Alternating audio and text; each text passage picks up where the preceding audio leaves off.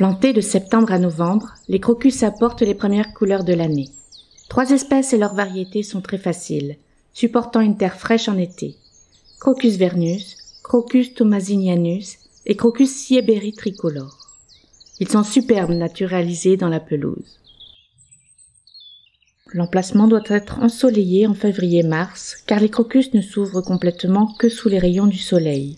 Enfoncez le plantoir de 10 cm, sortez la carotte et remplacez la terre du fond par une couche de terre affinée pour éviter les poches d'air. Les bulbes y sont placés pointe en haut. Les crocus sont peu enterrés, sous 2 cm de terre environ, parce qu'ils ont tendance à s'enfoncer avec les années. On pense aussi à les planter plutôt en dehors des zones de piétinement, au bord de la pelouse. Plantés un à un, ils donnent un effet encore plus naturel, surtout avec une espèce pleuriflore comme Crocus sieberi. Une fois la pelouse reposée dessus, plus rien n'y paraît. Mais en mars, alors que nous sommes avides de printemps, c'est l'explosion de couleurs. Ces crocus-là vont se multiplier. Au moment de l'achat, renseignez-vous d'un clic à l'aide de leur petit nom. Certaines espèces demandent un sol drainant et une saison sèche en été.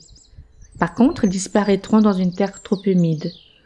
En pleine terre, il leur faudra un lit de drainage fait avec du gravier ou de la pouzzolane, et on leur choisit un emplacement bien sec en été.